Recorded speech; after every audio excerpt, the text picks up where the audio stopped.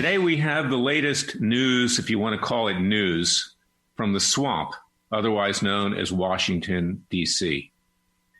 There's things that are out there right now that show that President Barack Obama, former president, the Muslim in chief, as I used to call him tongue in cheek, because he was so anti-Semitic and so anti-Israel and frankly anti-Christian and anti-white, I might add. The Muslim in chief was obviously intimately involved in the two witch hunts against President Trump, particularly the Russian collusion witch hunt. There's now evidence that came out that was disclosed in the last week that he was conspiring in the Oval Office to take the president down. Now, President Trump has rightly said there should be an investigation of this, and probably should give rise to prosecutions, not probably, but should. And he asked the head of the Judiciary Committee, Senator Lindsey Graham, to conduct an investigation and to call Obama to testify.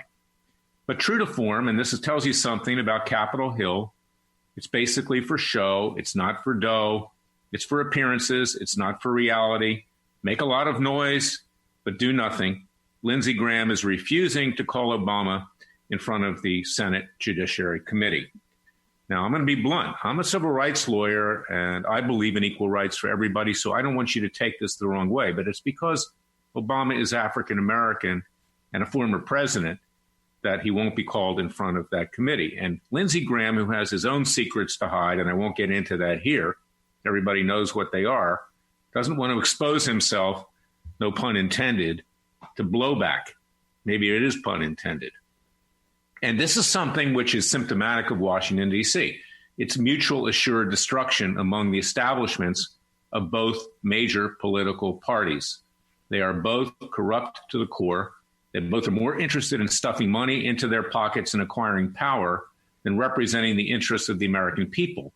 And that's why you need a Freedom Watch, whether it's our citizens' grand juries who will hold Obama accountable for these crimes. We will hold the Clintons accountable. We've already held Mueller accountable. He's been indicted and he will be tried once we can convene grand juries after the coronavirus becomes more relaxed in terms of being able to meet. But nothing is going to happen in terms of our Justice Department. Freedom Watch is your Justice Department. And that's a segue into what we're doing with the coronavirus pandemic. You have to go to our website at freedomwatchusa.org, sign up to see if you qualify for our class action lawsuits. We're going to be filing them in more than one place. We already have one in Dallas, Texas, but we also have a lawsuit in Jerusalem, Israel. A lot of the information we're acquiring in both cases is usable in each. And we have our criminal case before the International Criminal Court in The Hague, Holland, and a Freedom of Information Act lawsuit to uncover what the intelligence agencies knew and when they knew it. There's some suggestion that this virus may have even emanated from a military lab at Fort Detrick, Maryland, sent to the Chinese to study. Believe it or not, Obama authorized $3.7 million of taxpayer money to go to that laboratory in Wuhan, China. It's now obvious that that laboratory, run by the communist Chinese regime, manufactured this virus into a pandemic weapon, which is now in the process of destroying the United States and the rest of the world. Great. Our government strikes again. Brilliant. Geniuses. Morons, more like it. So consequently, we need to get to the bottom of what happened when the intelligence agencies knew. They obviously knew from the get-go.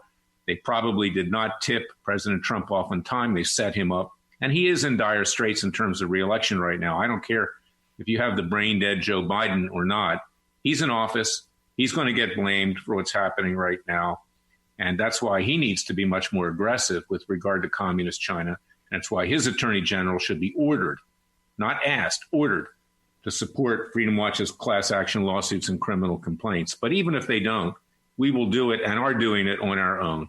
And that's why you, the American people, need to rise up. We cannot rely on government. I'm not like my former group. When I was there, we did it ourselves. My former group at Judicial Watch, which I founded, gets documents and they ask the government to do things. Government doesn't do anything. So the American people need to do it for themselves. So go to freedomwatchusa.org, sign up for our class actions. See if you qualify, and you probably do if you're an American citizen, and even a permanent resident who lives here. And we'll be filing it in a number of different states, not just Texas. But I also want you to support our criminal case in The Hague, Holland, and our Freedom of Information Act lawsuit to find out what our government knew and when it knew it, and why it didn't properly advise the President of the United States. Or if it did, then what exactly was advised? Because there need to be heads rolling here. We can't just turn away and say, this is okay. Like some senators on Capitol Hill, like Tom Cotton, says, oh, we're not going to do business with the Chinese anymore. Oh, we're going to remove immunity. Well, you know what? What does the government do? Nothing. Nada. Zip. That's the way it's always been. Because the governments of different countries protect each other in the end. And that's why you, the American people, need to rise up. We don't need to pay for the huge amount of damage that has been caused. Our class action lawsuit's asking for over $21 trillion in damage. And that's a minor statistic. And we're asking in our case in The Hague, Holland, the criminal case, to have these criminals in Beijing, the communist leadership, thrown in prison. If you want a little humor, just yesterday, Bernie Sanders said he doesn't think he's going to run for president again. I sent out a press release, a little commentary that said, well, you know what? There may be an opening in Beijing, Bernie. Being the communist that you are, you probably fit in really well there. And that's what we're dealing with in this country.